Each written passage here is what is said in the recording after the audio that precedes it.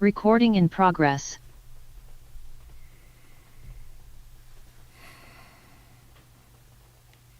Good morning, dear Dharma friends.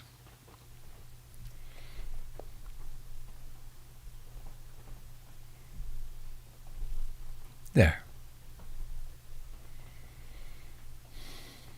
Hello, friends on Facebook and YouTube. Time shifters.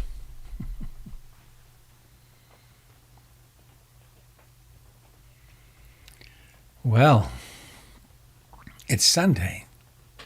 It's raining. Actually, we had snow overnight. There's still some on, a dusting, some on the roof still.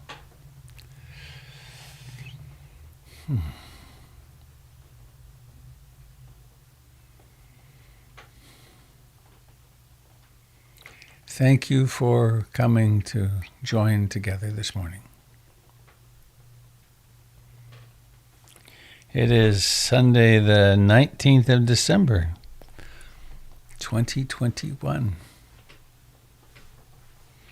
Soon it'll be 2022, and as of January 1st, COVID will be done. Right? It has an expiry date, a pull date. They're just going to pull it off the shelves. And, well, I think it's with us for a while. I think we passed 800,000 dead in the U.S. just the other day. That's a lot of people, a lot of families. Well, this is my tar. It's a Middle Eastern drum. It's a particularly wonderful one. It's got a tuning capacity, which I only partially know how to do. But I had one drum, that's not true, I had one later, but I had one drum lesson which was from Michael Meade at a men's conference. And it's a wonderful support for poetry. We, of course, have sat around the shaman or the storyteller with a drum for tens of thousands of years.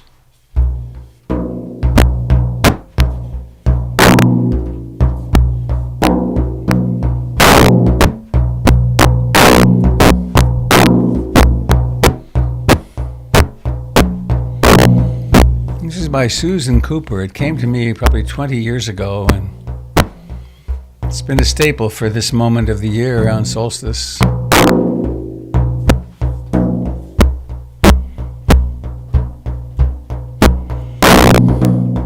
So being aware of the body sitting and knowing of hearing.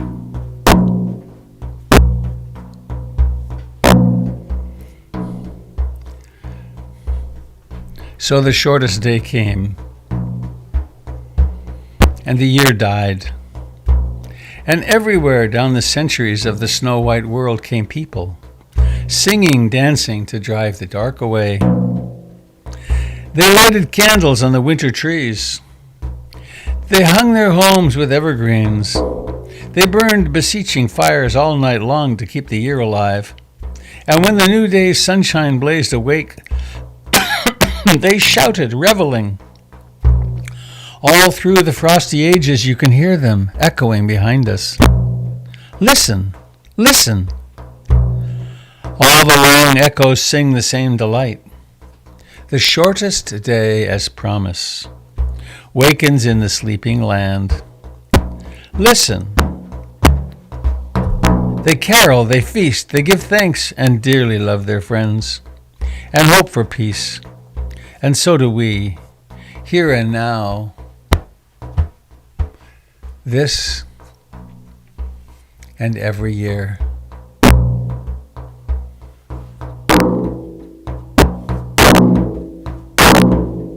So the shortest day came, and the year died, and everywhere down the centuries of the snow-white world came people, singing, dancing, to drive the dark away. They lit candles on the winter trees. They hung their homes with evergreens. They burned beseeching fires all night long to keep the year alive, and when the new day's sunshine blazed awake, they shouted, reveling. All through the frosty ages you can hear them echoing behind us. Listen, all the long echoes sing the same delight. The shortest day, as promise wakens in the sleeping land. Listen, they carol, they feast, they give thanks, and they dearly love their friends.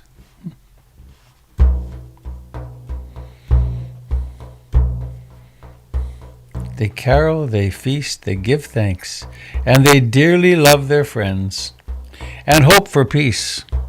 And so do we here and now, this year and every year.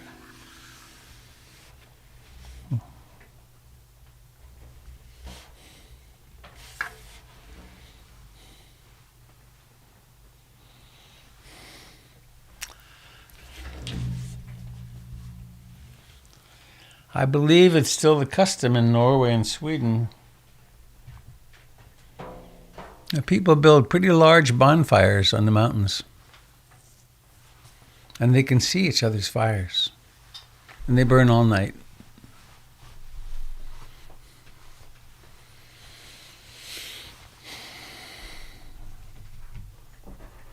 And maybe the sun will come back.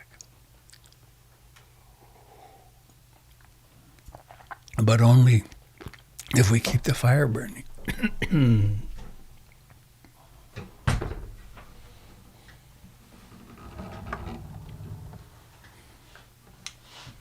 I think practices like that were not uncommon among our ancestors. I know when I went to Standing Rock, now a while ago, there was at the center of the camp the sacred fire. And I was always pushed into the middle because I had gray hair, so I got to sit around the fire for the elders. And the elders and women with babies would sit in near the fire, and it was a big fire. They brought in, many, many cords of wood. And there were two guys it was their job to keep the fire going for the entire camp. And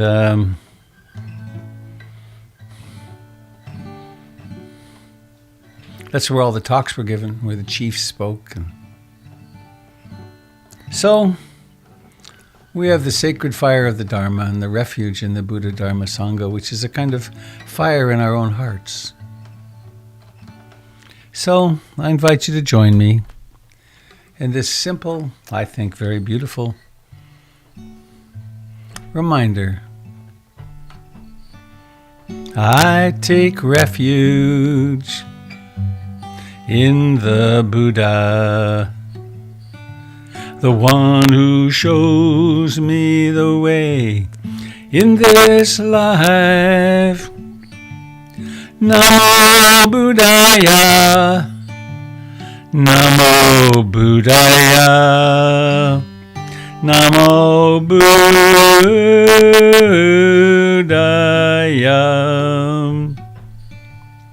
I take refuge in the Dharma, the way of understanding and love. Namo Dharmaya, Namo Dharmaya, Namo Dharmaya.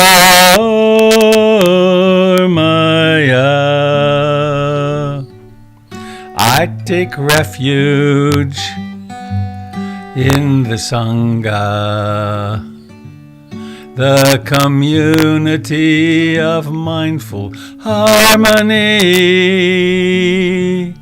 Namo Sanghaya, Namo Sanghaya,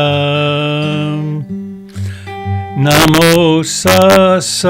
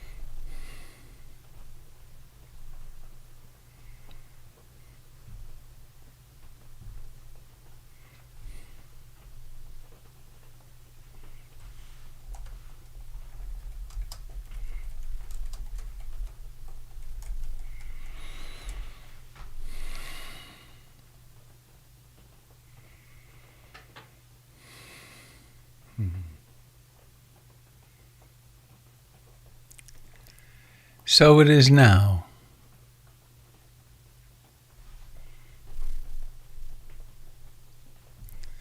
This now has the sound of rain on my roof.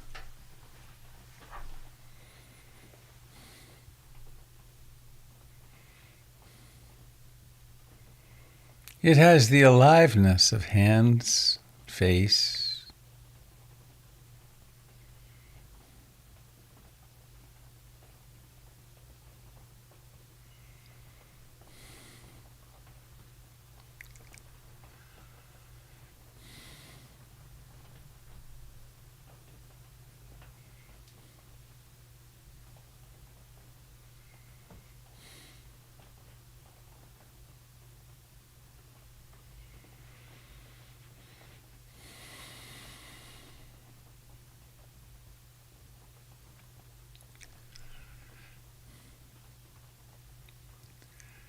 and there's a very interesting sense of community, of being in company, which is interestingly contrasted with this room I'm in. Somehow there's virtual company, you, each other.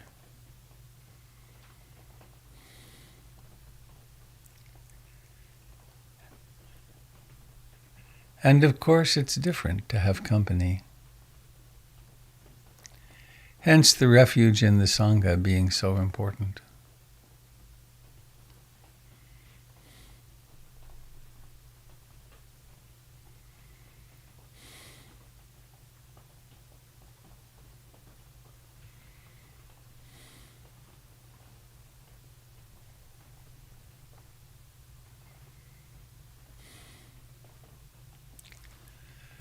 And if we dare to come out of the clouds of thinking and distraction, we discover the aliveness of the body.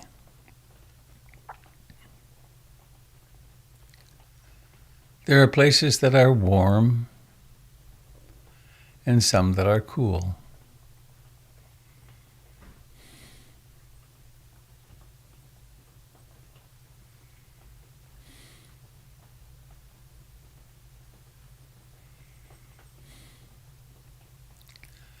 There may be pleasure somewhere in the body, some comfortable, delightful feeling.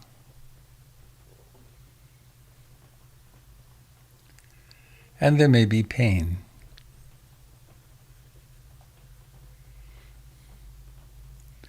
There's only one rheostat for awareness in the body. We can turn it down and feel less and less of everything. Or we melt our way into opening and we experience more and more of everything.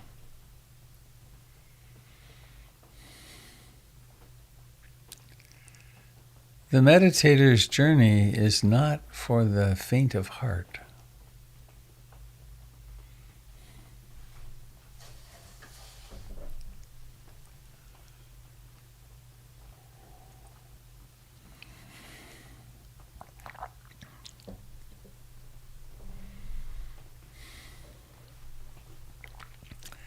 And the refuges are not just a few words. They are an actual orientation to life. I mean, imagine, I take refuge in being awake, of experiencing life and reality on their own terms.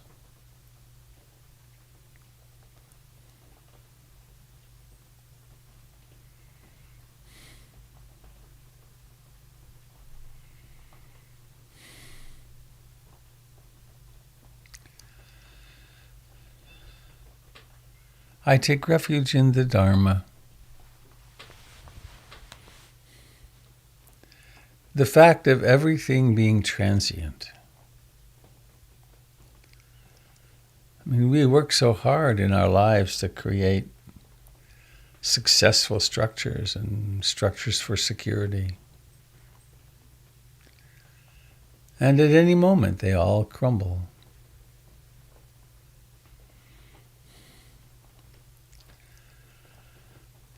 I take refuge in the Dharma. Also has, of course, in it the teachings about mindfulness and curiosity and tranquility and concentration and equanimity. The fact that there is a path, that we don't have to make it up. That's quite remarkable.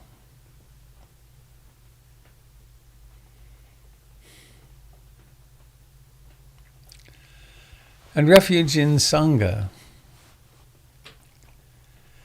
Ever since the time of the Buddha, people just like us, exactly like us, have been encountering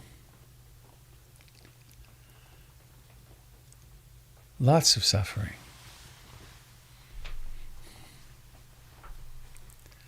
They in their lives also encountered beautiful things, wonderful things. And they were motivated to find their way to their meditation cushion, to hear the Dharma, to take the Dharma seriously.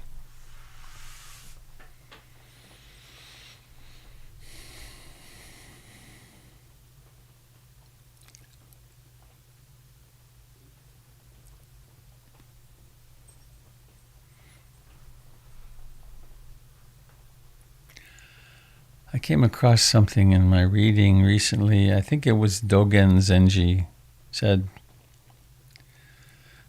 when 10 people hear the Dharma, 8 pay no attention at all. 1 is curious and interested, but only 1 actually puts it into practice. And here we are, all committed to practice. It makes this a rarefied community.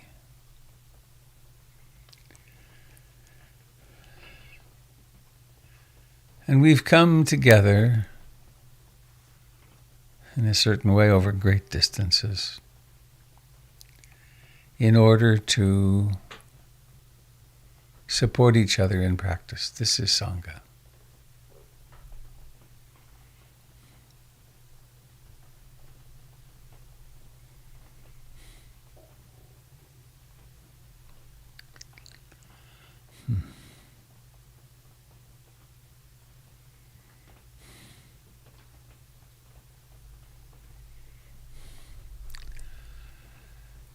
So let us surrender into this moment. Let us come to sitting here, to know that, and to come home to breathing,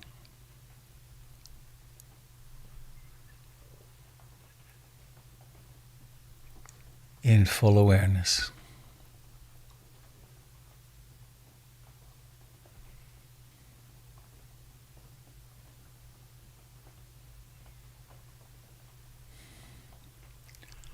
Observing that each breath has a beginning, a middle, and an ending.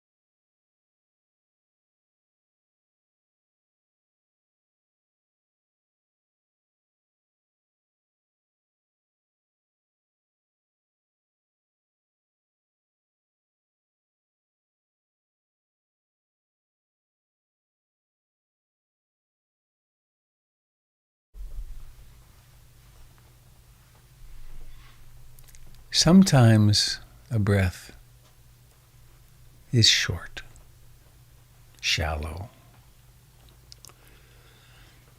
Sometimes it's long. Sometimes it's smooth and sometimes it's choppy. Sometimes it's very shallow. Sometimes when there's a lot of emotions running, it'll be shallow. Sometimes when concentration gets very high, it becomes very slow, very small. Our task and challenge is not to control the breath, not to do some special kind of diaphragmatic or some other new and improved breath, but to simply let the body breathe.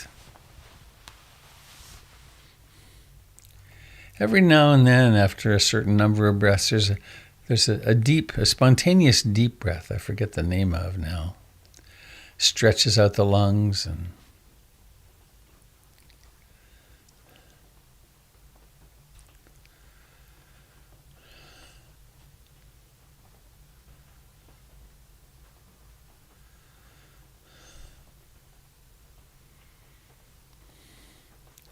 way back in the time of the Buddha, he said things exactly like this.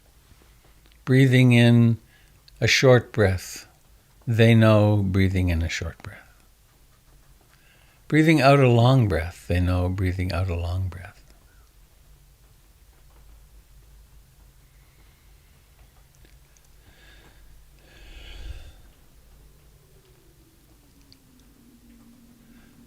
When the mind wanders, the meditator knows the mind wanders. Then there's returning to the breath. When the mind is preoccupied in wanting, craving, desiring,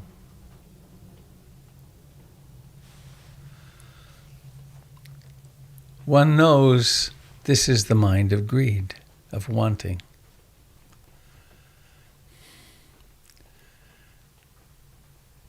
When the mind is embroiled in disliking and aversion and pushing away, the meditator knows, oh, this is the hindrance of aversion, of disliking.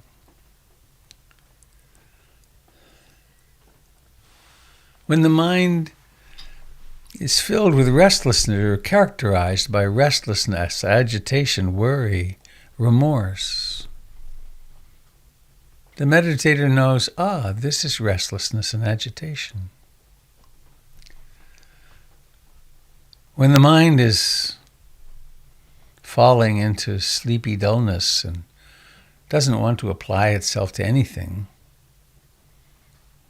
the meditator knows this is sloth and torpor.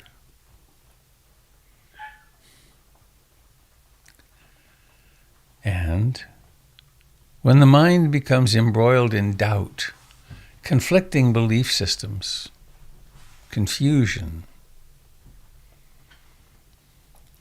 the meditator knows, yes, this is doubt.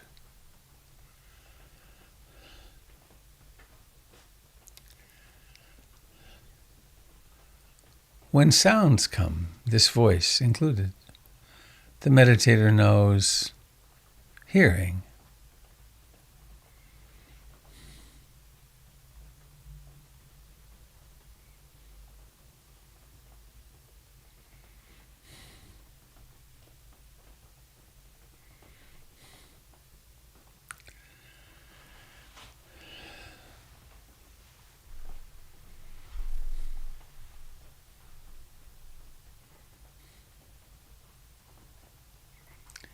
And so we take the place of the watchful,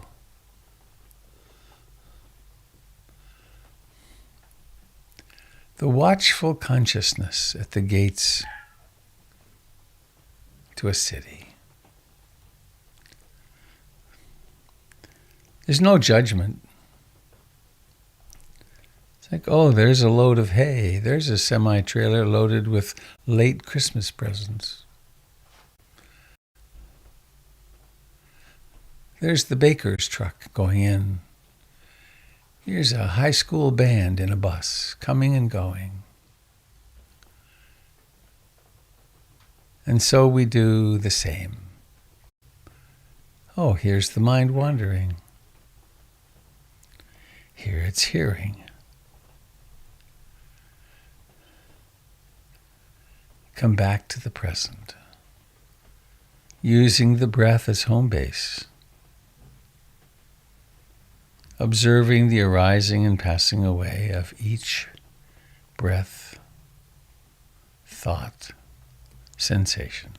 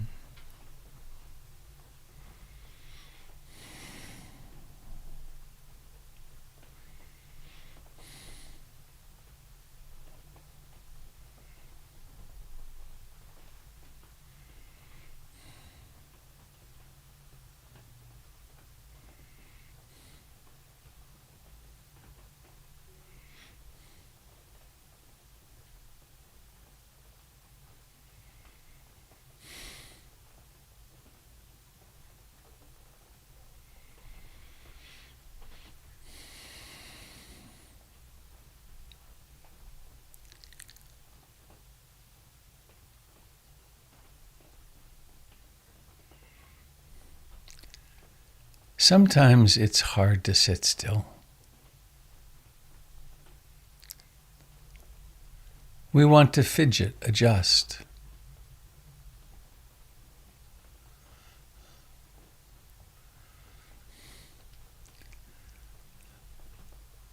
It's helpful to park, to drop the body like a rock here.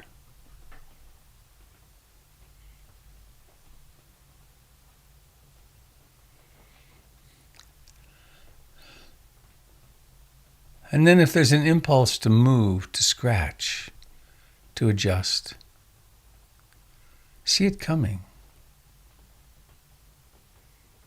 And then restrain it.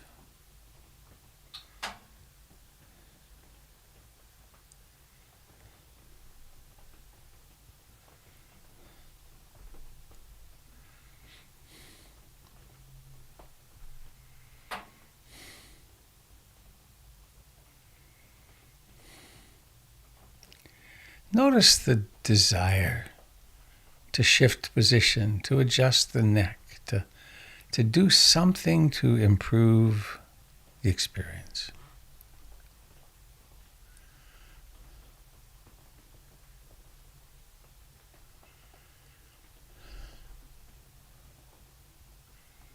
This stillness provides the training in observing intention.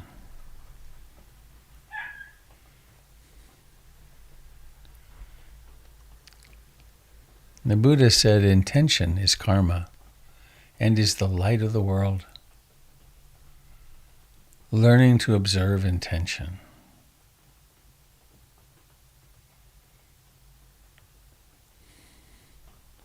So let's form the intention to sit here with the breath. Park the body.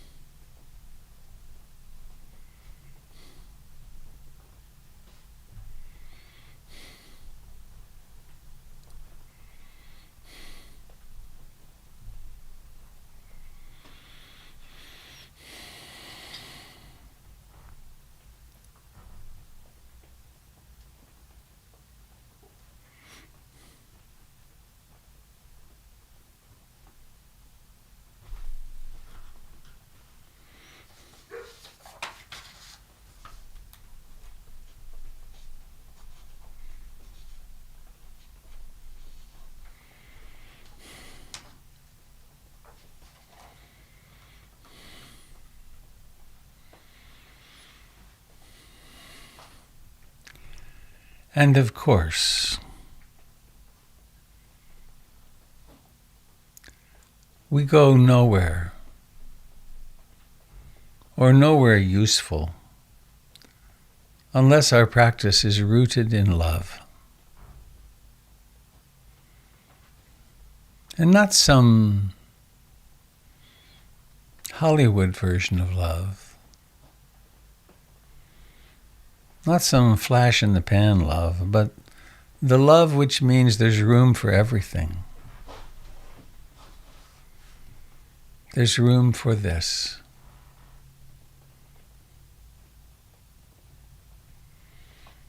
There's room for grinding fatigue and sadness, and there's room for joy, lightness of heart. I aspire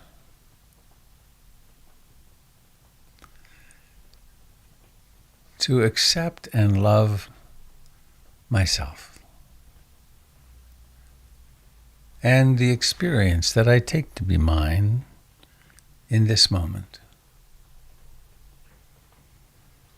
It's a softening and opening and including. And because we often discover there to be pain and difficult emotions, because the profound insecurity of life sometimes weighs on us heavily.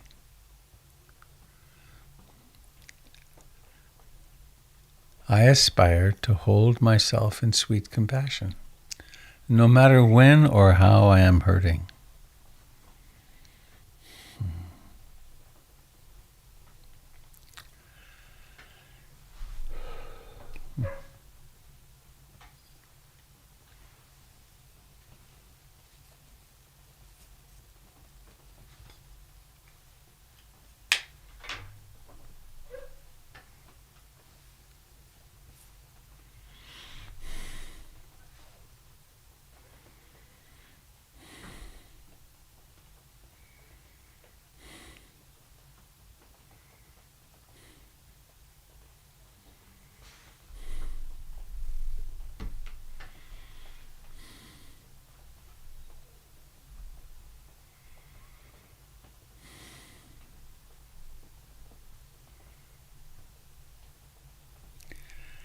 And please now let us come into contact, loving, compassionate contact with the feet and legs.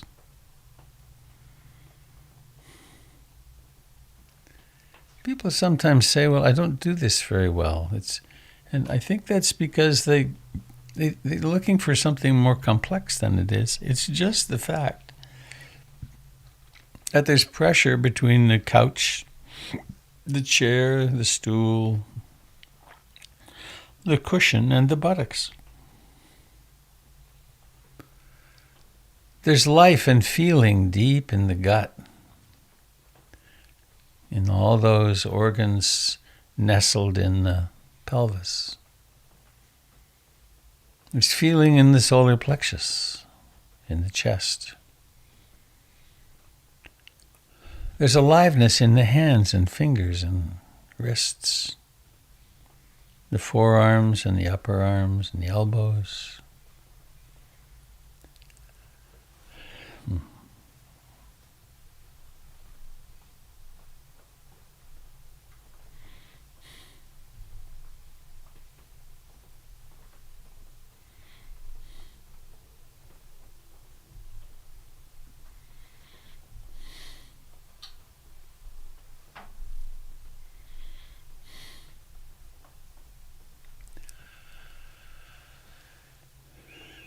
And please now allow the awareness to open in the upper chest, in the throat.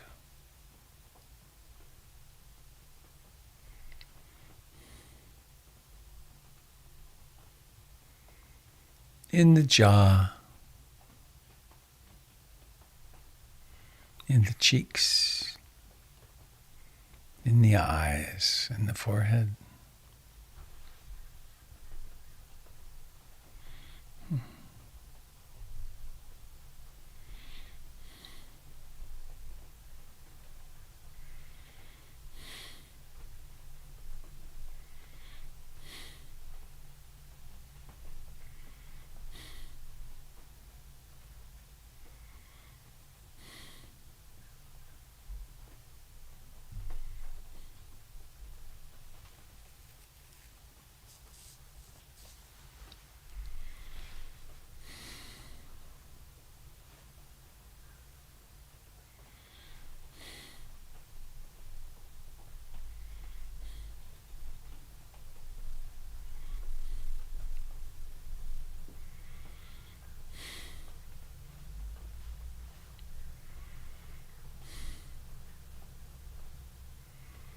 Noticing the eyes, inhabiting the eyes,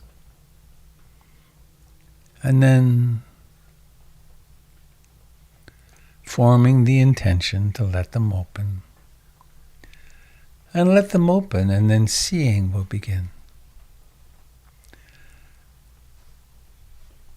Observe the arising of this mysterious seeing.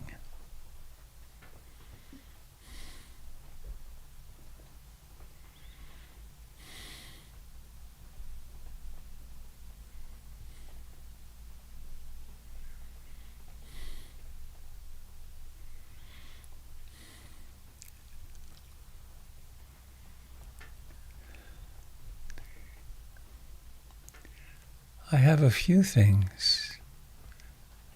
Again, I'm having a wash of gratitude. Thank you for being here. I have a few things I would like to share with you this morning, starting with this.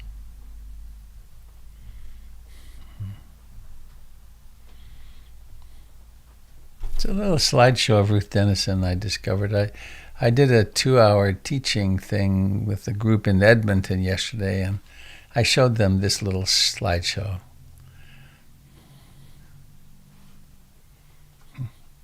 Ruth Denison. This may be my favorite picture of her. She had such a laugh. This was early on in the building of Dhammadina.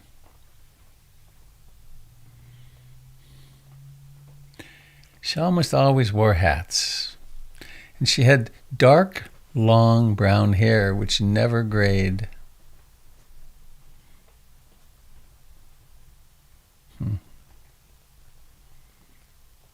And this wasn't so long, was it? This was near the end. Christmas one year.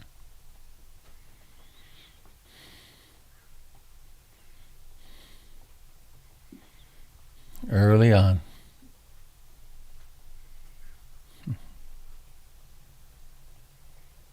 I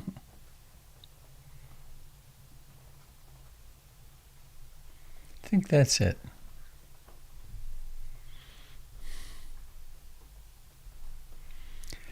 The website, the RuthDenison.com website, has had a complete rebuild. And it's almost complete. There's a few more audio recordings we need to put up. Kat has been working on this. And I encourage you to look at it. There's many, many pictures. And the letters that I wrote to the community as she was dying are there as well. It's very beautiful. All right, then I have a couple of other announcement-y kinds of things to do. Jim, would you tell me if I successfully open the second page? I'm on the front page of the PIMC website, portlandinsight.org. Okay, now I'm going to click on this. Tell me if it goes to the next page. Well, it doesn't really have to, this one. We are, it's funny. It's very difficult to do this without seeing you. It's not changing. We're going to be opening in January, and we're coming quite close to the end here. So if you would like to volunteer, if you'd like to be part of the Getting the Place Back in Shape, please go to the front page of the website and go to here, and then if you click here, you come to a page. You come to a page that you can click to sign our new-ish, our new volunteer software, and that way you can be part of the action. Then if we scroll down here is Candles Winter, Spring, Women's Restorative Rejuvenation Circle with Candle Summers for Friday starting January 21st. And if you click on this, you can read more. It says, Women's Restoration and Rejuvenation offers a monthly group to self-identified women and those non-binary, a place to come together in community to share our wisdom and strengthen our sense of belonging in the world. So that's open to the women of the community. Doug Pullen teaches Thursday nights. Jim teaches Monday nights. Let me close this sharing. The 4th of January at 7 in the evening, I'm going to be playing an hour and a half rendition of Joan Didion's The Year of Magical Thinking, read by or performed by Vanessa Redgrave. And I highly recommend that. And New Year's Eve, we don't have anything up on the website. We've got to get. I made a note to myself actually to get that up there. New Year's Eve this year, we will once again be having a ritual gathering from 9 till 12:15. We'll take the refuges at midnight or before. Now, let me see if I can find what I want here, just because it's very encouraging. All right, here it is. Ta-da! So this was yesterday at 2 p.m.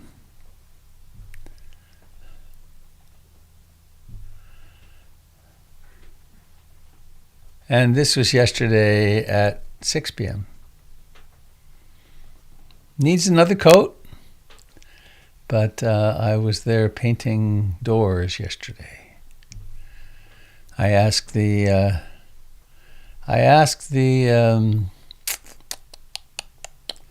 painter if they would paint these last few doors, and he said, "Well, yes, it'll be about $1,000."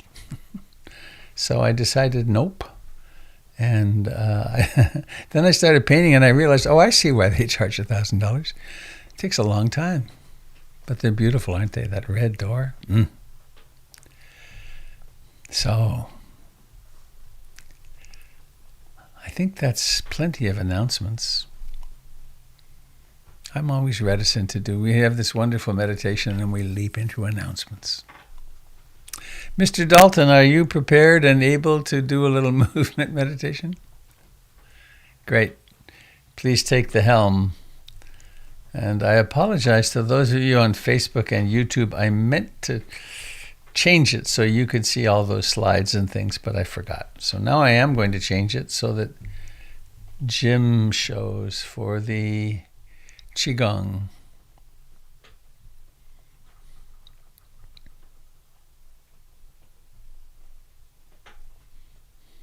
Okay, I am unmuted. I'm back here in the limelight. A little bit of light anyway. This is a ritual that I call Qigong, and it's my version of Qigong. Some of it is based on routines that are hundreds of years old, but the whole idea of Qigong is sort of like in the old days, reaching out and shaking hands with someone, showing someone that you mean no harm, you don't have a weapon, and your hand is open, you're not hiding anything. So with Qigong, we're demonstrating our interconnectedness with each other. We're opening our arms up, open hand, releasing down, indicating harmless action. Harmless not only in the sense of martial arts, but harmless in the sense of releasing tension in our joints. We're lifting our arms, we're straightening our legs and sinking into our knees to bring relief to our joints. That's harmless action. We're also pumping lymphatic fluid through the body. That's harmless action. And we're doing it together to kind of support one another in taking care of ourselves and taking care of our community, building resilience and contentment, a body that moves quietly and gently, symbolizes our interconnectedness. We're doing this together, aware of lifting, thinking, and then coming to stillness in the sense of gesturing. We can't really come to stillness. Then we notice the movement of the whole rib cage. If we pull our elbows out, become aware of the space within the torso, expanding, contracting, opening, closing. Letting the attention just rest on the small movements of the rib cage all the way around. The back, on the sides, the front of the rib cage.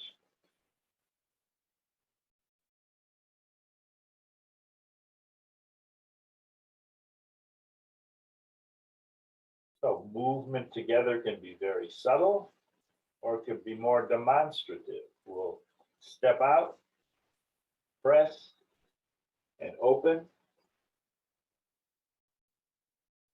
softening the shoulders, softening the knees, softening the ankles, aware of the contact with the floor, sensations throughout the body.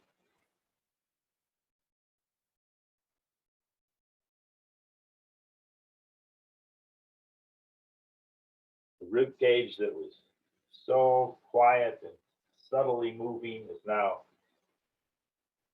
stimulated. There's sensations forward, drawing back.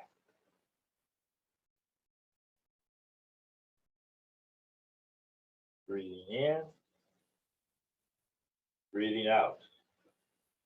The mind and the body unified. Following the rhythm,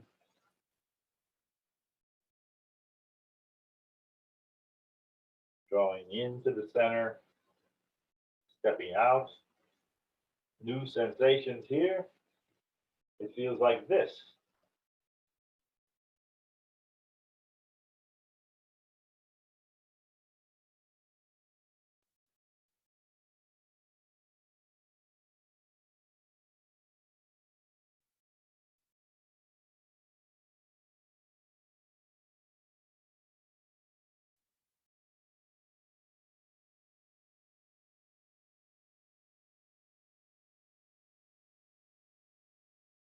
Back to the center. We'll release the gesturing, except for one gesture. Lift up like you're hugging a tree, and then feel the rib cage breathing.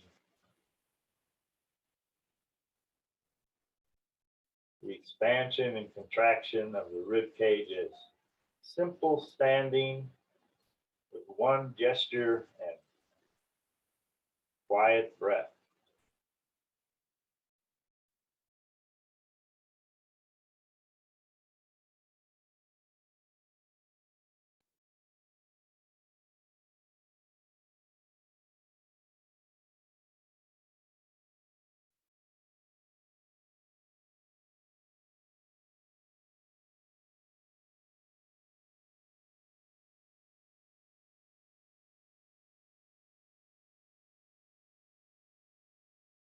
Dropping one arm, turning away from the center, switching hands, coming back to the center, go across the center line, over to the other side. What are the predominant sensations now?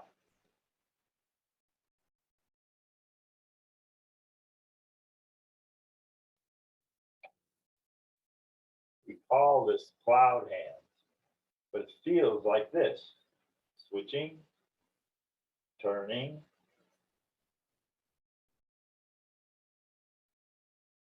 and switching, turning back.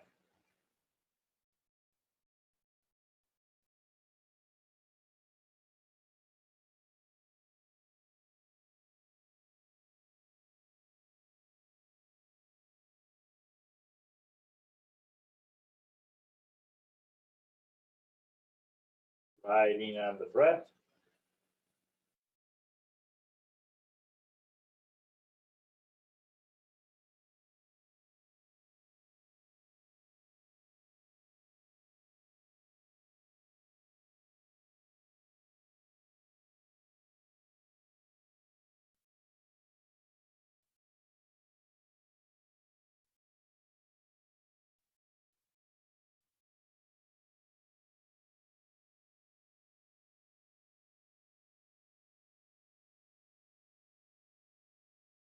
Coming back to the center, releasing the arms. Just let the arms hang from the shoulders.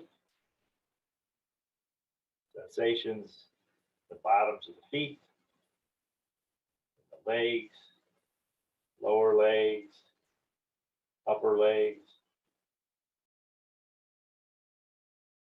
awake, hips, pelvis. Come up the back of the spine. Feel the breath moving the ribs again.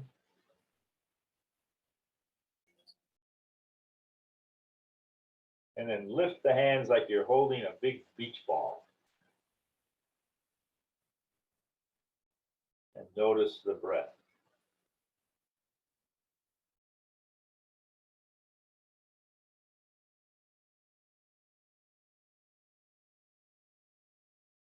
One word that we say breath, so many sensations.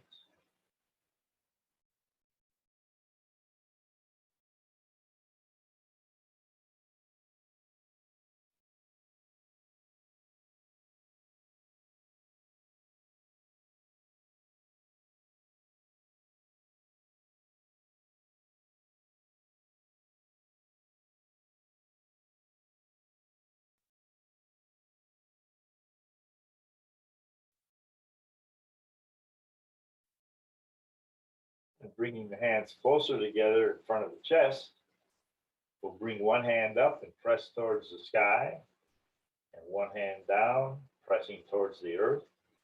Feel the ribs. Breathing.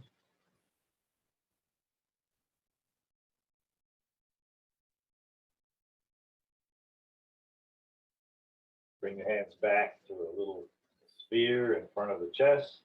Breathing.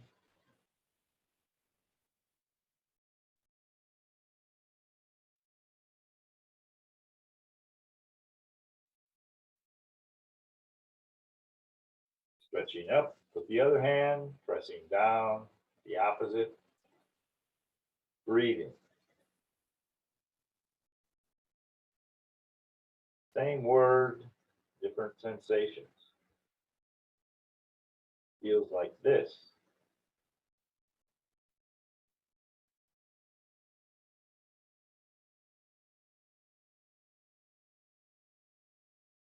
Back to the center. Breathe.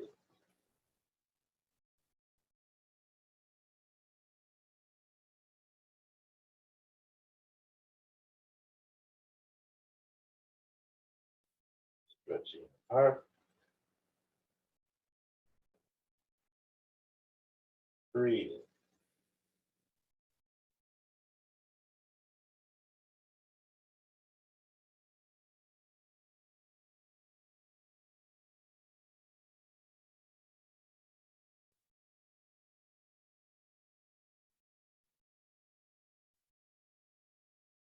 Back to the center.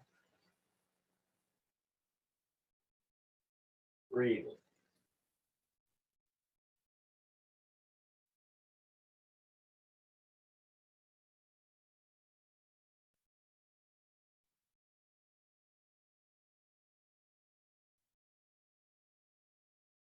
Stretching apart. Breathe.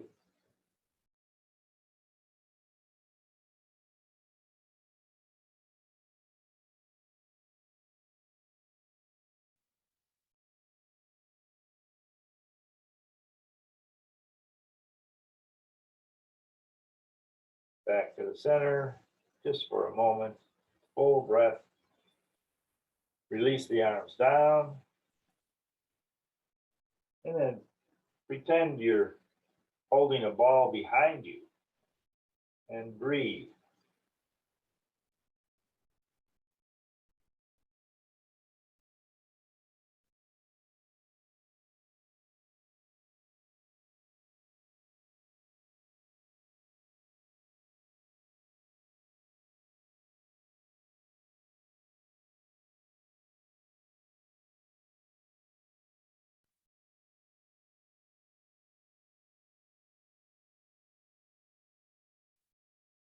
Open the palms, face up, elbows bent. Just holding your life in your hands with acceptance and contentment. Breathe.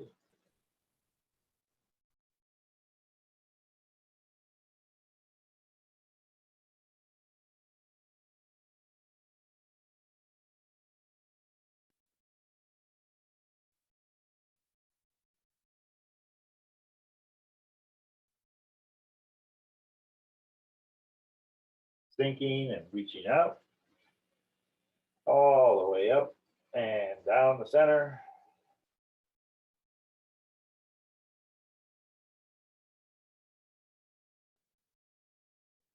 Breathing.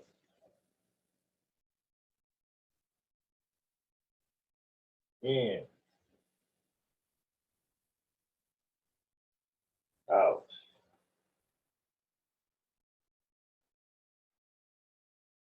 In, out.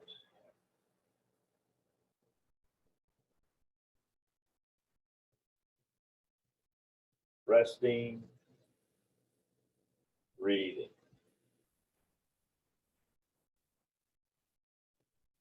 Where are the predominant sensations? Scanning through the bottoms of the feet, toes, the ankles, lower legs, knees.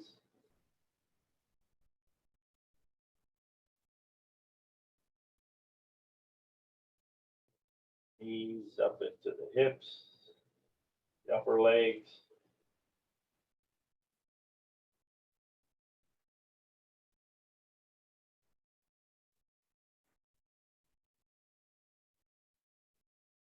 Up the spine, into the shoulders. Softening the shoulders.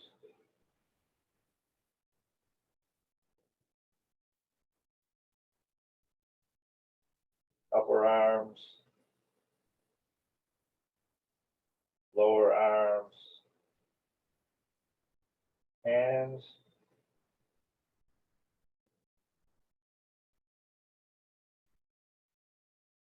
neck, jaw. Put a smile on your lips, smile in your eyes and forehead, soft face. Bring your hands together. Gratitude for another ritual of connection and awareness. We'll see you next week or maybe tomorrow morning. Thank you very much.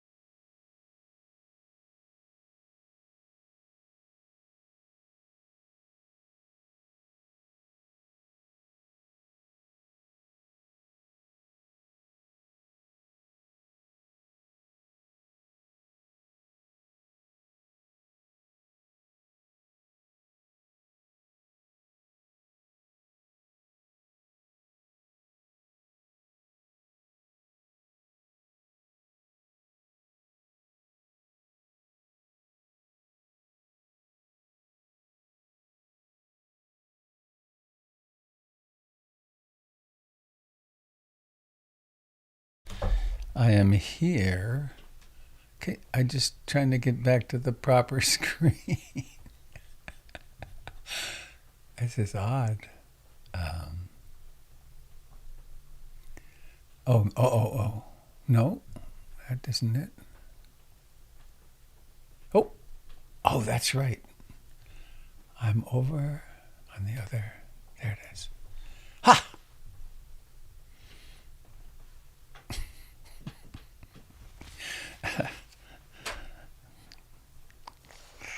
I wasn't lost.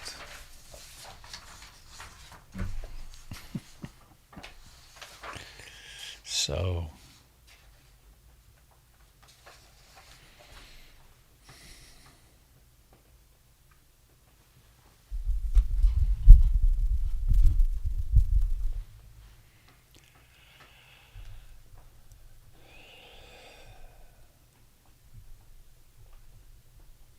Frank von Deutschland. Would you like to say hello, my friend? My pleasure. Hello, dear Robert. Hello, dear friends over there on a Sunday morning, Sunday evening on this side of the planet. I'm happy to be able to join you. Looking forward to hear what you have to say, dear Robert. Me too. I wonder what it will be. Lovely to see you, Frank. Your hair is very short. Very efficient. I bought myself a machine, so I'm an independent man now, independent of my hairdresser. I see. Well, you're For moving. 25 years, I had a Japanese hairdresser in Frankfurt. Yeah. And she decided to go out of business. And I decided that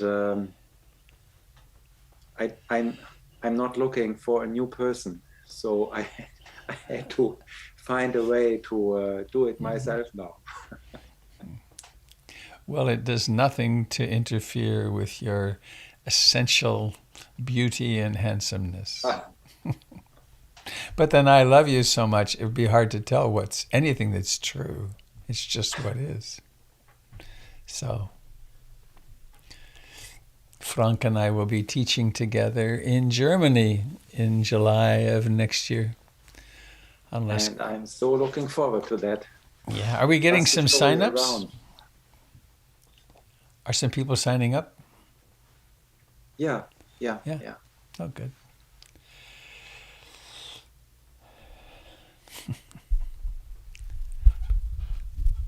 I look forward to being special because I'm from another continent. Well, hi, everybody.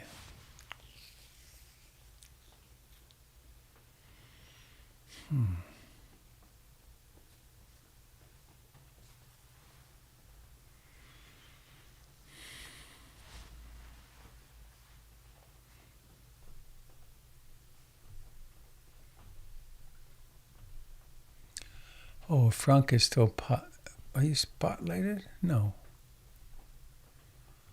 Is Frank still spotlighted? Remove spot. There. And you can spotlight me if you want. Up in the right-hand corner on a Mac.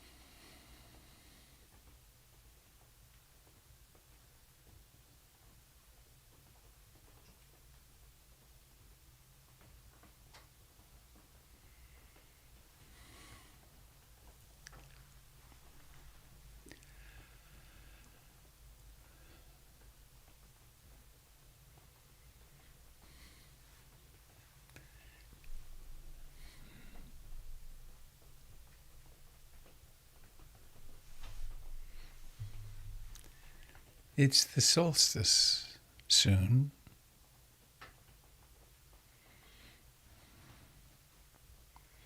Around the world, a much bigger and more meaningful celebration than the... Actually, I can just take these out. Than the Christmas thing that we do. And it's a pretty momentous time. In trying to understand solstice one time, I took a globe. And actually, it was when I was trying to understand the midnight sun when I was in the Yukon teaching. I took a globe and I put a flashlight in the middle of the room, shining toward the globe. And then I inclined the globe, I forget how, it's 22 degrees, I forget. But I inclined the globe like this. And then I guess it was a light bulb in the middle of the room. And then I walked around the room, and it was really interesting to see how because of the slope, at different times of the year, right now the sun is very low on our horizon and high in the south and so on. And it makes such a difference. If the Earth was completely if the axis were perpendicular to the orbit, it would just be the same all the time. And look at the difference it makes, the winter that we get. I mean, here, we call it winter here in Portland. It's really the cold, rainy season. But I know there's some of you that are up north, and winter's a big deal. I remember walking to school as a small boy at 20 below zero. It's actually true. I walked home for lunch a mile at 25 or 30 below zero. People, we can adapt to all kinds of things. But anyway, solstice. And if we were living outdoors, there could be some hope when solstice comes, because summer would come and then we could plant our crops and we could be warm again and so on. But as I've been thinking about solstice,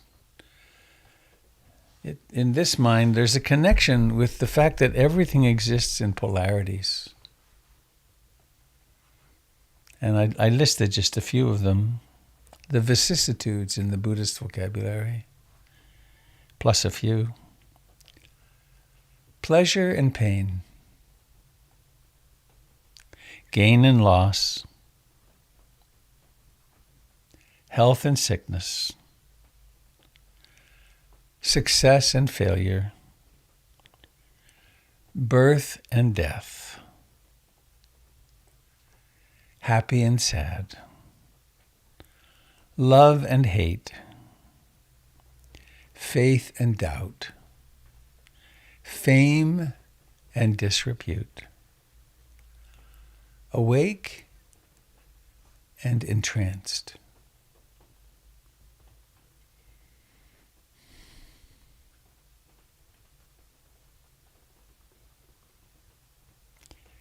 Pleasure and pain. And I've got them with a forward slash on them. I don't think that's maybe the best we can do, but it should be more like pleasure, pain. Gain, loss. Birth, death. Success, failure. Because they each imply, it's like the yin yang symbol. There's the large white section, but in the middle of the dark section, in the black section, there's a white dot, and in the same with the black section, it's like the teardrop shape. In the middle of the white section, there's a little drop of black. It's like they flow about and intermingle.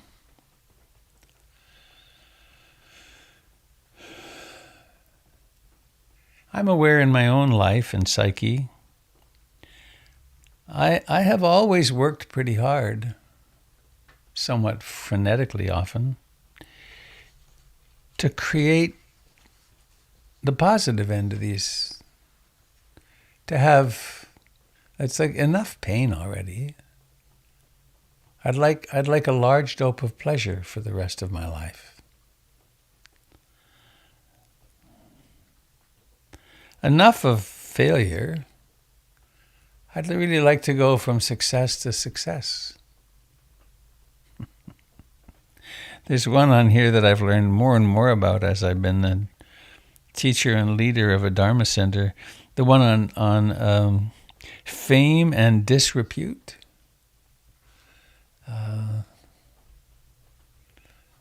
The Japanese have a saying, I'm told, that don't stick your head up, because if you do, we'll have to knock you down.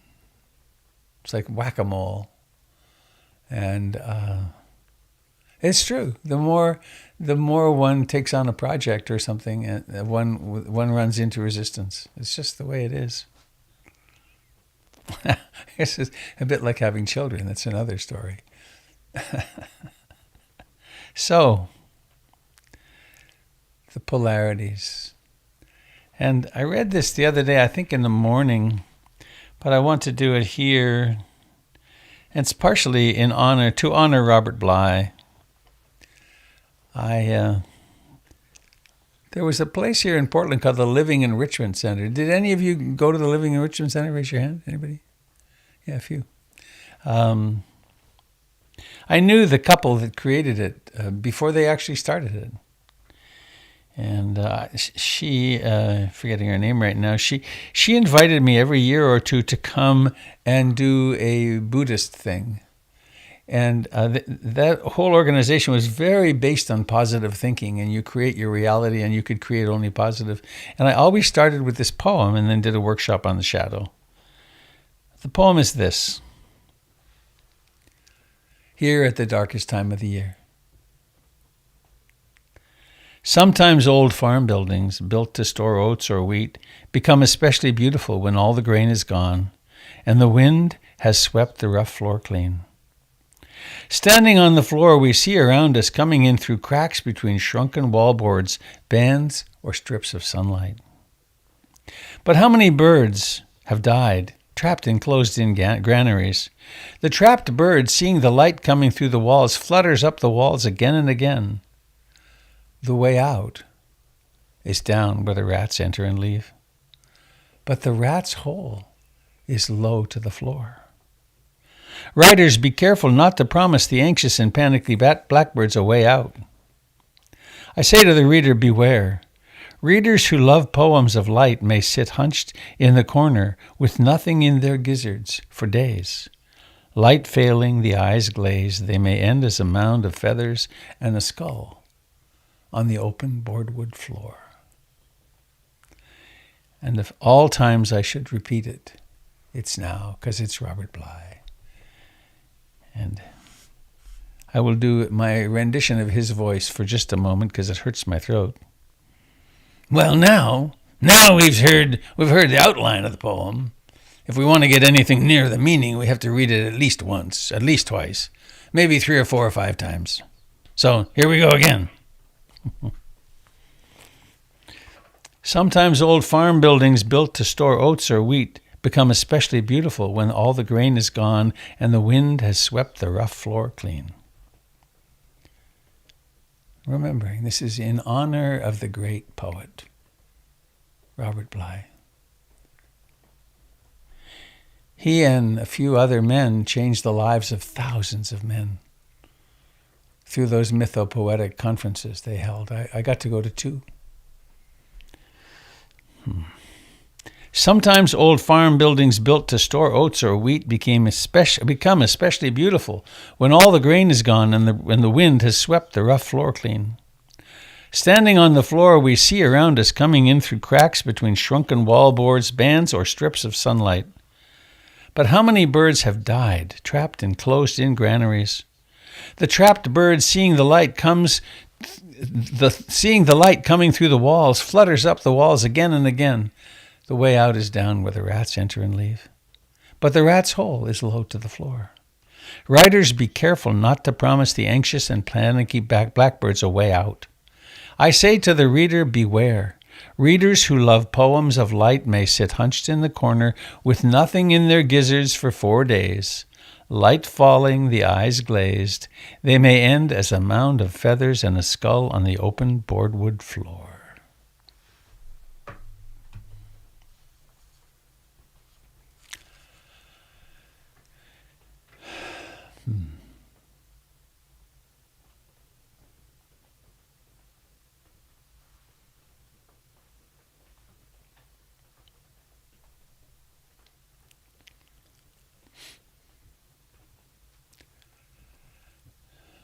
Mindfulness is changing our culture. Arnold Toynbee, British historian, a British historian who got very depressed and psychiatry wasn't working for him, and he came to the States and did Zen somewhere, and then proceeded to write in his historical writing that historians of the future, and I would of course now add, if there are historians and there is a future with the planet changing so much, but if there are people around a couple of 100 years from now, he said, they will look upon the great event of the 20th century as Buddhism coming to the West. The technologies of mind of the Buddha meeting the technologies of matter of the West. Because with them, we can really make the world function.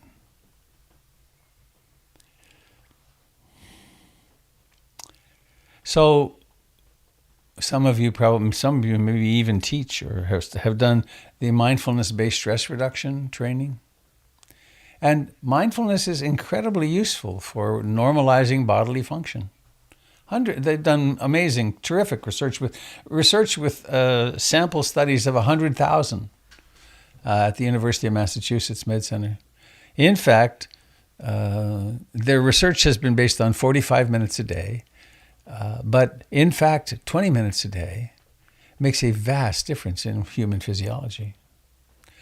Then there's another level of application, which has also been popularized, which is mindfulness meditation for psychological and emotional improvement. You know, we learn to observe an emotion coming into being, and then we notice the impulse to act, and we can modulate how we act. We can modulate our emotions. We can, mindfulness lies beneath and is the active ingredient in cognitive behavioral therapy. We can notice thought patterns and we can start changing them. And we can make quite a difference that way. And then there's mindfulness as spiritual practice. There's the Dharma. And often, certainly I came to the Dharma this way. I was depressed enough when I first came to the Dharma. What I really wanted was to get enlightened and disappear. The puff of smoke model. It's like, enough. And that lasted quite a while. And is a misunderstanding, a radical misunderstanding. So I headed up my notes for today with this. Meditation is not the triumph of the light. It is the utter acceptance of all the polarities. It's not the triumph of the light. It is the utter acceptance of all the polarities. In astronomical terms,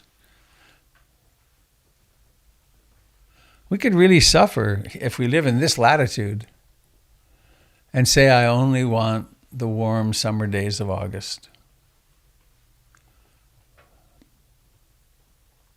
And we suffer a lot when we say, I only want the times when this body feels good. I only want the times when this relationship is really at its high point. I only want the positive. And when it isn't the positive, I will go to any lengths I need to make it positive, which is one of the doorways into addiction. I mean, one of the things we can do, in a way, obviously, but it's pretty striking. There are no drugs of abuse that take a day to act. Right? Because the impulse to change, alter state is, I want to alter my state and I want to notice it and I want it now, which is, I heard a lecture, a Dharma talk actually some years ago that was really quite impressive to me. You know, there's quite a lot of substances that are abused through inhalation. right? The marijuana is a great example, right? The shift is very fast. Well, no wonder it's fast, because when I breathe in, that smoke or those molecules encounter an area in my lungs the size of a basketball court. The little alveoli, if they were flattened out, would be the size of a basketball court. So imagine a basketball court is flooded with the appropriate molecules, and bam, it's in the brain like that. And of course, injecting has a similar quick. And with alcohol enters the bloodstream, it starts from under the tongue. So we really want positive states, pleasant states, and we go to great lengths to get them. Of course, they're impermanent. All right, I had this beautiful quote from the Buddha here. This may be my most often quoted. Thus should you look upon this changing world. All component things are impermanent. All component things are subject to dissolution. See all of this world as a star at dawn, a bubble in a stream, a flash of lightning in a summer cloud, a flickering lamp, a phantom, and a dream. And so then, at some point, if we're lucky, life gets difficult enough. Somehow or another, we find our way to meditation, to insight meditation. And then we're asked or directed to do something really counterintuitive.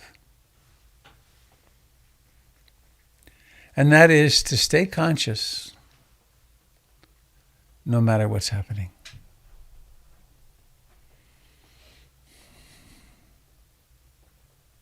Stay conscious when you're elated.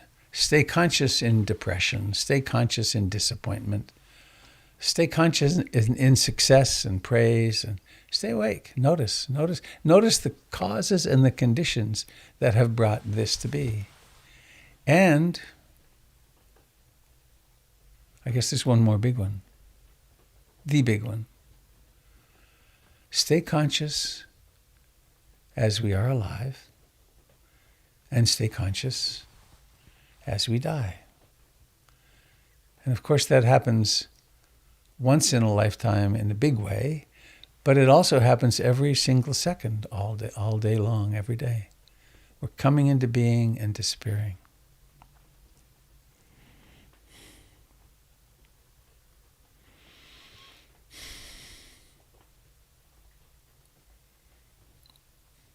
There's a bit of a trap that I've seen it hundreds of times. People come to meditation and they have sort of beginner's luck. And they drop into a state of concentration and ease and beauty, and their hearts are full of love, and they realize, oh, this is what meditation is. And then it goes away. And then for a long time, maybe years, we strive for that. I want that super duper high feeling, that feeling of totally openness. I remember it happened for me on the third or fourth night of my first retreat, when the mind went silent and it was just, I've learned to meditate. All that codependent craziness that I was suffering and marijuana withdrawal, maybe it's done. Oh, good, I've learned to meditate. And I had a wonderful evening, silent mind. And then I woke up in the morning and the craziness was back. And then heaped onto that was self-hatred. It's like, how stupid of me to go to bed, and why I had it and now I've lost it. I've done something wrong. And I sat in line to talk to Goenka, the teacher. And he said, are you attached to the experience of last night? And I said, yeah, yes. He said, don't worry, it may happen again. But the attachment is very important to observe. That was quite a totally new notion, that I could watch the cause of the suffering.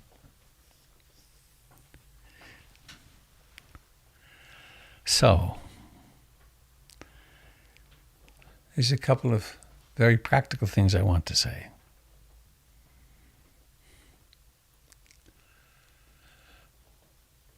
When we're doing our formal practice,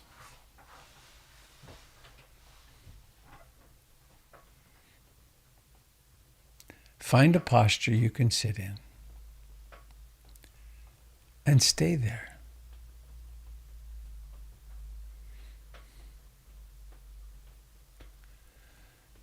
At some point, be done with coffee and tea and taking notes, and just land like a rock. I know it's easy to do that for a few minutes, but, and this happens on retreat for sure, sit longer. I'd have a wish for everyone here that by a few months from now, you would be taking at least an hour a day to sit. And not, now I'm going to meditate, but I get to sit here and not move and not seek pleasure and not avoid pain for a whole hour. I get to rest myself and let myself become super visible to me.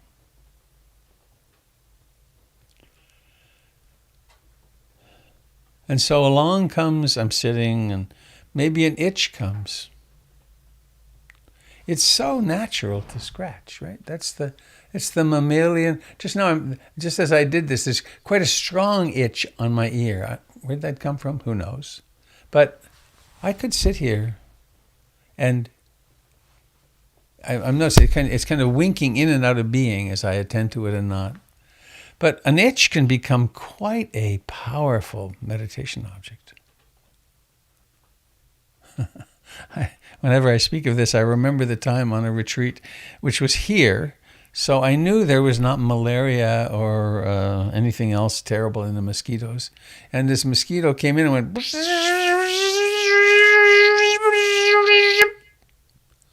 and I could see her. I couldn't focus on her, but I could see her. And, I knew she had her 7 to 10 cutting implements and was just about to cut into my body, and she did. But I was far enough into meditation, into retreat, I think, and I had taken the vow not to kill anything, especially. And so I watched and felt as this creature bored into me, and the intensity of the disliking hatred just really flared, and lots of impulses, like my arm was ready to go, and but I didn't.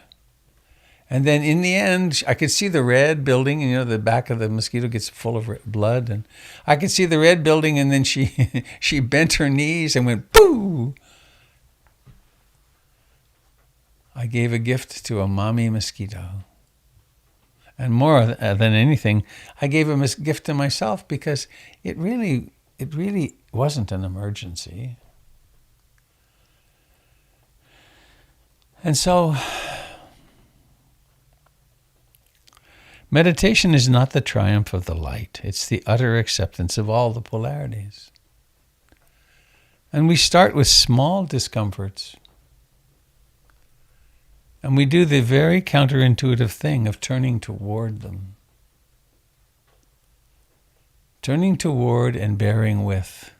And then we learn to bear what was previously unbearable.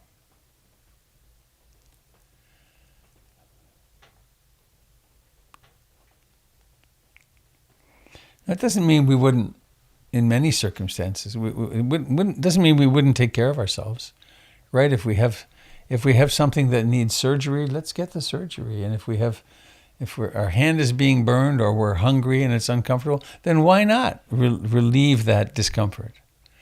But as a meditator, we're developing the capacity to actually, when we choose to, bear with.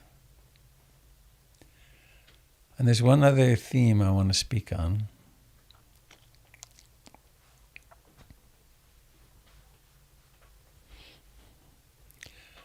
We've all been through a lot. No one makes it out of childhood without being significantly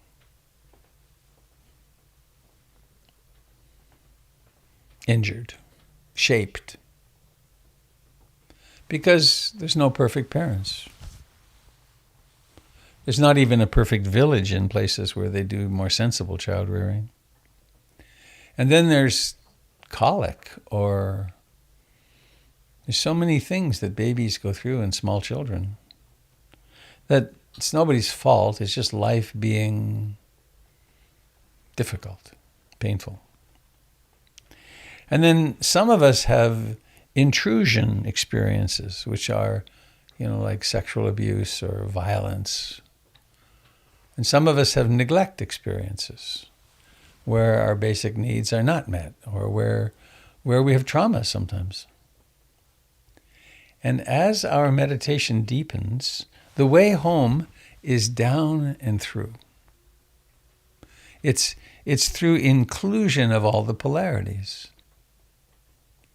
So the beautiful pleasures that come with meditation become totally acceptable, and also we learn how to cultivate them.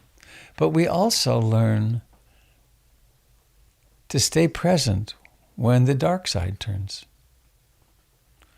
When life throws us a real curveball, for instance, in the external world, we get abandoned, or we're in a car accident, or someone we love is sick or dies, or we look at the news for too long. We learn how to stay with and stay conscious with all of that. So we don't have to turn out the lights with such frequency.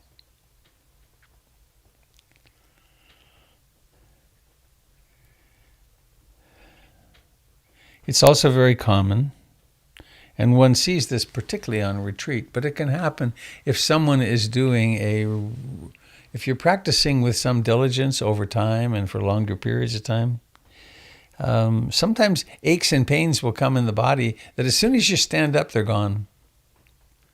And if you stay and sit with them, sometimes you discover that they're the leading edge of some memory, some important something that's wanting to be experienced and known. I'm thinking of one particular experience of mine. I was on a month-long retreat at Cloud Mountain. And I was couple of weeks in maybe. And I felt great in the morning. And then after lunch, the mood shifted, and I started feeling sort of sick. My right shoulder started hurting, and I just didn't go to the Dharma hall that afternoon. Instead, I went to my room, and I was lying on the bed, and I continued to feel worse and worse, and the pain in my back got worse and worse. And then I turned toward it and just softened. And as I speak of it, there's sadness emerging. And I turned toward it, and then there was an image. And it was the image of being, 7, maybe, of waiting at the top of the street for my dad when he was coming home with the new car, so I could ride home with him. And he never came. And that was a kind of capstone memory for a whole new, how old was I? I was 65 years old, and I'd done lots of therapy on all these issues. But there it was this incredible anguish of having really lost my father to alcoholism. And there it was, and here I was in this retreat, and I found myself, I don't know how I got to the floor, but I found myself curled up in a fetal position, just sobbing my heart out, and completely mindful. Right? It wasn't not meditation. It was meditation in allowing something, almost like a cyst, allowing something to blossom. And it did, and it was profound. And after crying and there were lots and lots of images, and I was very, very present. And then it's wound down, and then I fell asleep. I slept for a couple of hours, maybe more. Missed dinner, I remember. And part of that experience was this sense of I'm alone, there's no support for me, etc. Deeply held belief. And then I woke up and it was 11 o'clock at night and there had been 6 inches of snow. And the place was deserted. And I felt very alive and good. And I went out and walked in the snow. And I had this intuition came, this of how I've been supported at every turn through my life. There's been such good fortune. Ruth Denison. Here's this polarity. And meditation is not the triumph of the light, it's the utter acceptance of all the polarities. And so we practice to learn to surf on life. We get wet, we get up, we fall down. And the deeper we go, the more we discover that none of the polarities is the truth, the enduring truth. They're all in flux. So I'm hoping this is an encouragement to practice deeply. Don't reject anything. Oh, I can't meditate today because I feel XYZ. It's the perfect time to meditate. As my teacher Krishna in India said, the time when you're angry, it's time to meditate. When you're happy, it's time to meditate. It's always time to meditate. It's always time to be awake. And now I have this. I want to leave a little time for well, maybe I'll read this to end. I'll do that. So, that's what Robert has to say, this that takes itself to be Robert. Have you anything you'd like to respond or share?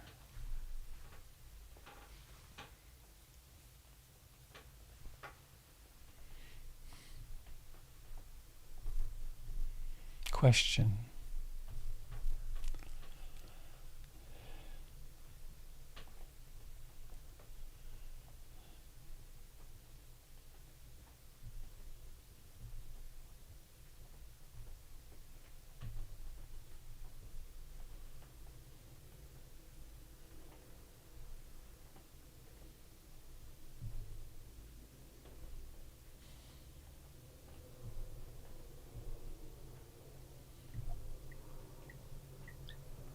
Hi, Robert. It's Elowen.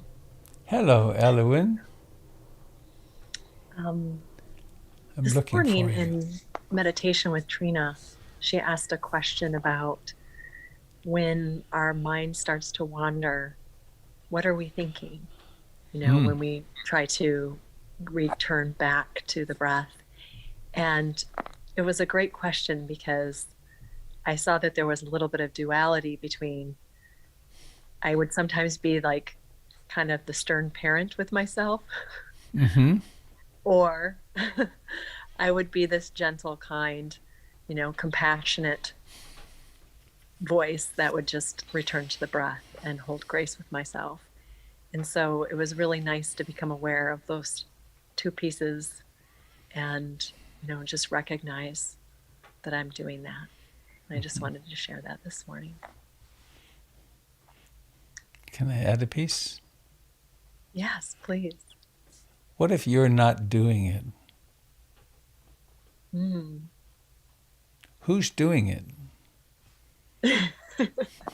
and if you're doing it, stop.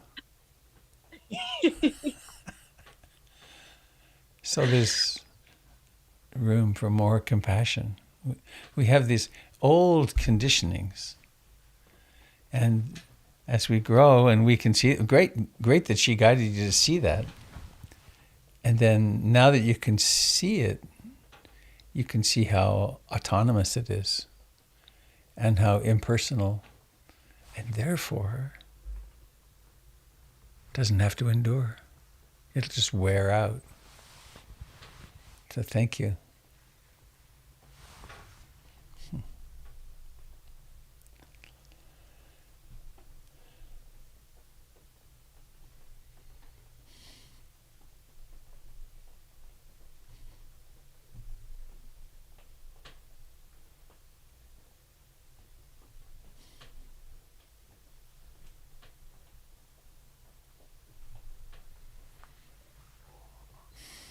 Robert, it's Pamela. Pamela, hello. Hi there. I was taking in what you were saying, and it really resonated for me. And then I thought, well, what about? It's one thing to allow a mosquito to sit on your nose and bite you, but I think about I'm sometimes interrupted in meditation by my partner who needs something and doesn't quite understand um, the time I try to take. And then I realized, as I was about to try to frame that, I also realized how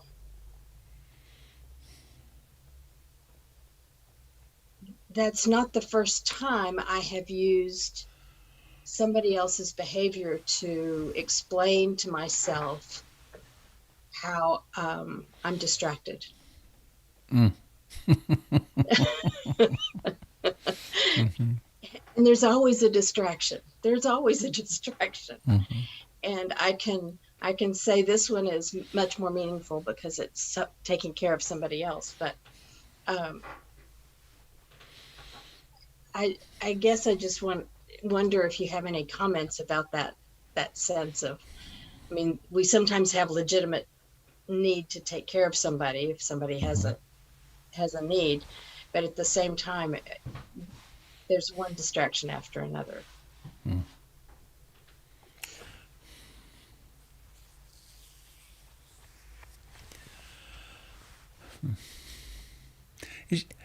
Are your COVID system is completely gone? Your symptoms? I still lack endurance. I usually have Wow. energy in the morning, but as I say, I don't. I run out of energy before I run out of day. Uh-huh. Wow. So I'm That's a fine long in the time. morning. I feel great.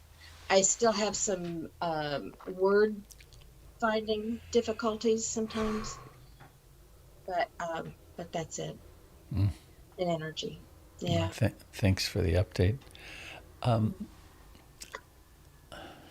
What if we were to define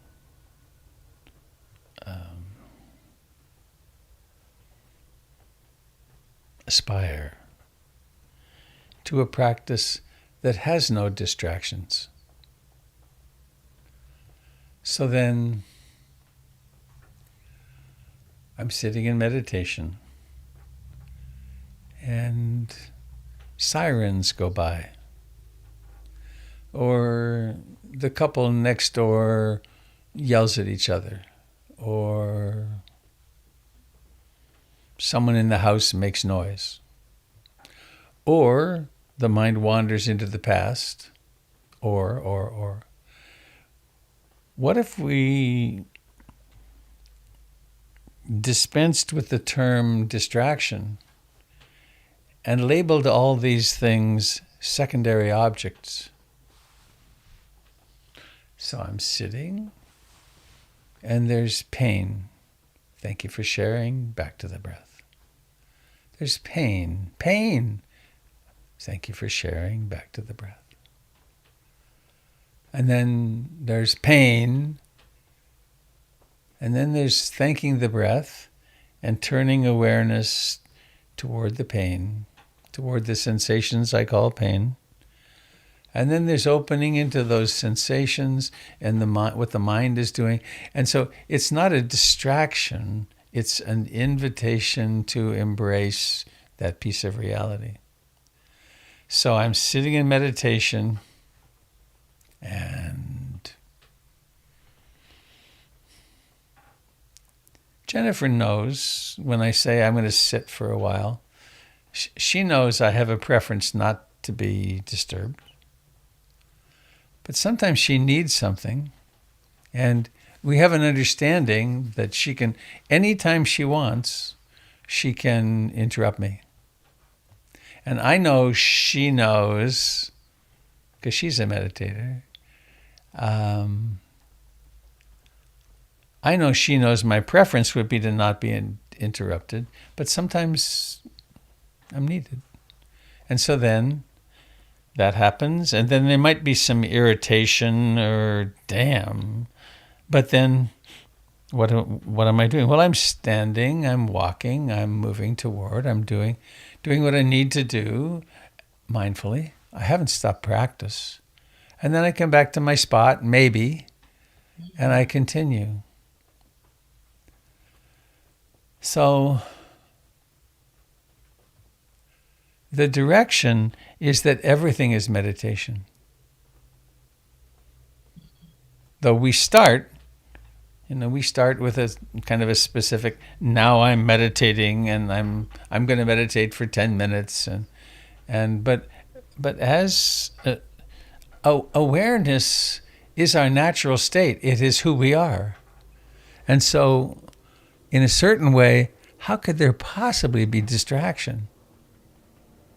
There's always, this is happening now.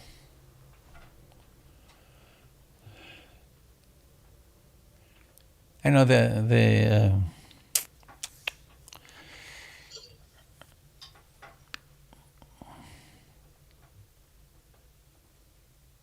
one of the things that I learned from Ruth Dennison that was crucial, I'd been meditating for, I don't know, 8 or 9 years, significantly, going on 10-day retreats and so on. But Ruth's way of teaching was so radically different in that she had us moving. She had us encountering each other, reaching out a hand and touching and coming back and standing. She had us doing all kinds of mindful experiments. It wasn't just sit for an hour, walk for an hour, sit for an hour. It was be sure when you go to the toilet that you're meditating, right? And when you're having lunch, she would interrupt us often, many times. We'd be having lunch and there'd be a gong, and then we all had to stop and notice and how rarely it was that we were actually eating our food and mostly eating our thoughts. And of course, not on retreat. It gets even worse when we've got our phone speaking to us or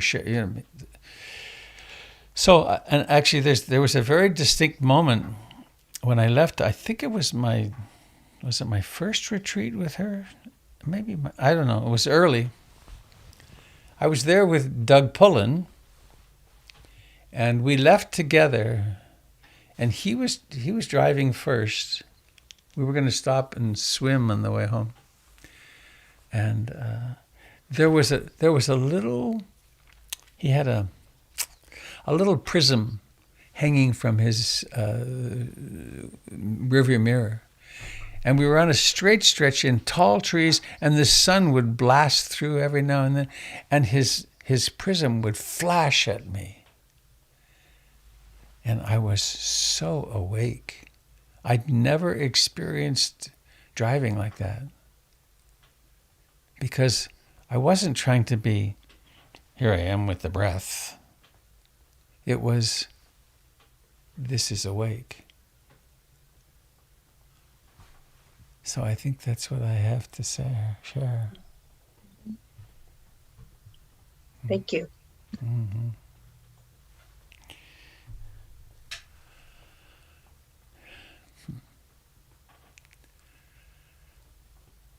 Anything else? It's noon, and I need to be sort of punctual today. But is anybody sitting with something?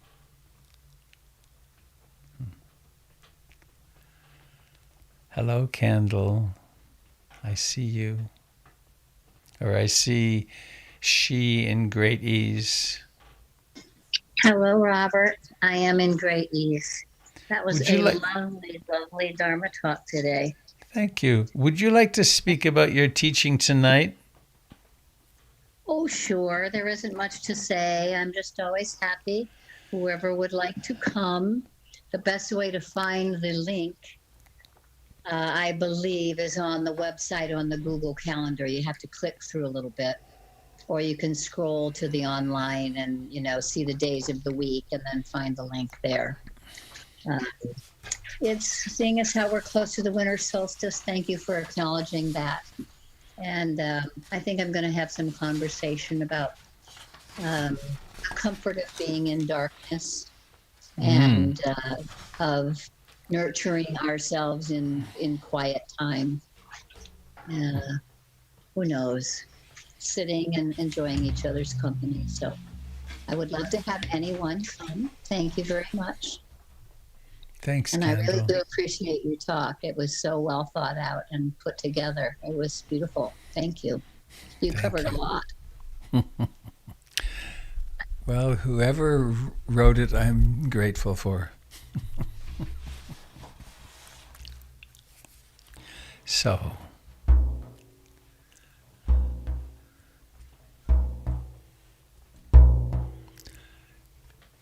"20 years ago, maybe more, I was at Bob and Ann Bagwell's house for Christmas, I think it was. Maybe it was Christmas. And the mummers came, and they read that piece, or they recited, "The shortest day came and the year died." And then they read this, which I have shared at this time of year for years and years. It's from 1513. Frau Giovanni. I'm going to take out my headset for this.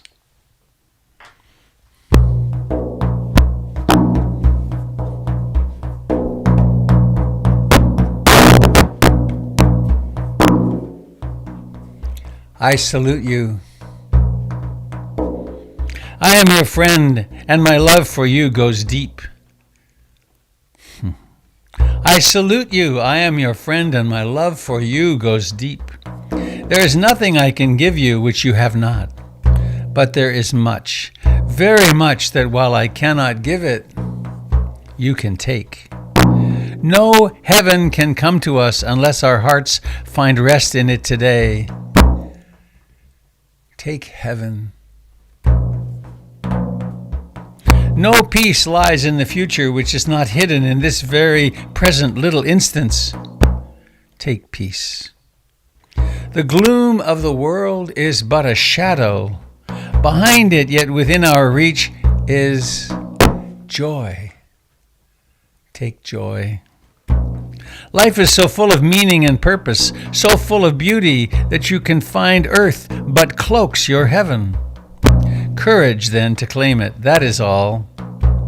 And so, I greet you, with proud esteem and with the prayer for you, now and forever the day breaks, and the shadows flee away.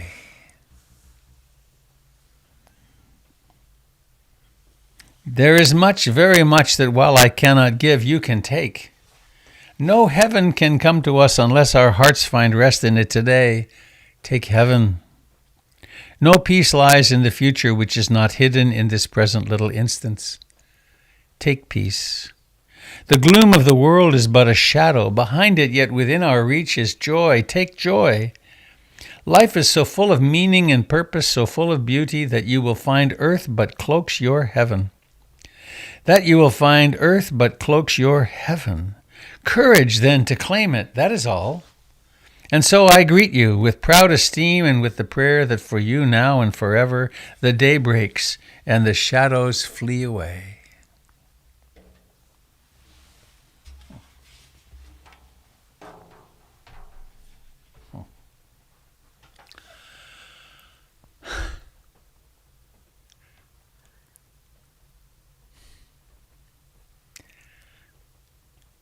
And the natural thing this mind goes to now is, let's make a big circle. Let's all stand together and hold hands. Let's reach out. And notice, As the left hand makes contact, notice the, we could do this with our own hands. Let's take your hands and let them meet. And as they meet, know it. And here it makes me teary. And imagine that this is the hand of someone you know and love, which of course it is. And you're getting to stand in a circle with them. And feel the other hand. Let your awareness be in the right hand. And maybe let's be totally bold and stroke these hands. It's like, oh, it's been so long through this COVID. It's so good to make contact with you.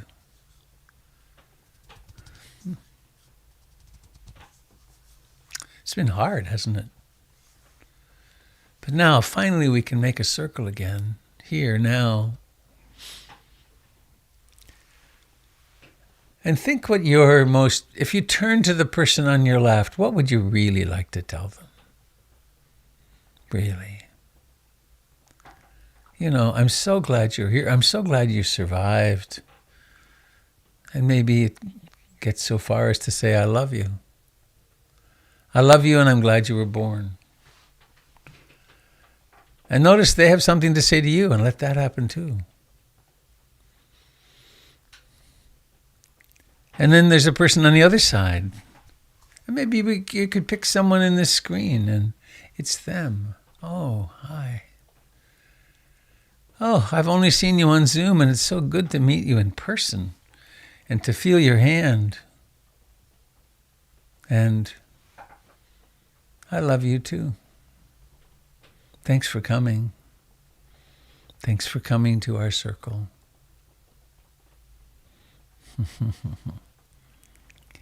And I see Molly. Hi, sweetie pie. Molly, yeah. Would you like to lead us today? In May All Beings Be Happy? Hang on, I want to spotlight you. There you are. Oh my goodness, you filled my whole screen. So I invite people to unmute. And when you're ready, start us off. May all Beings be happy. May all beings be happy. May all beings be happy. Sadhu, sadhu, sadhu. Yay, thank you. Thank you. Well done, Molly. Hey, your tooth has come in great. Fast. All right, I'm going to remove the spotlight. Oh. No, it's okay.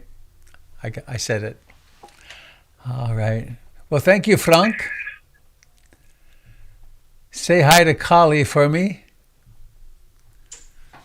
Thank you, everybody. Have a wonderful, safe day. Thank you, Robert. Bye. Thank you. Thank you, Robert. Thank you. Polly. Thank you. Many blessings. Thank you, Robert. Thank you. everybody. Thank you. Thank you, Jim. Thank you, everyone. Bye. Be well, be well, be well. Bye, Robert. Bye, Jim. Bye, Molly. Bye, Molly. Goodbye. See you again. All right. Hey, So, Robert, could I ask a quick question? sure. What's the name of the memory care facility where Rita is in Portland? She is in Touchmark. Touchmark. Okay, thank you. I've got a friend whose mother is in a similar situation. It's a really nice place. Well done and caring. Of Great, course, that's it's nice. ridiculously expensive, but so are they all. And yeah. Okay, thanks so much. Thank you, Jim. Prepare You. for the leap Bye, Sherry. to hyperspace. Bye-bye.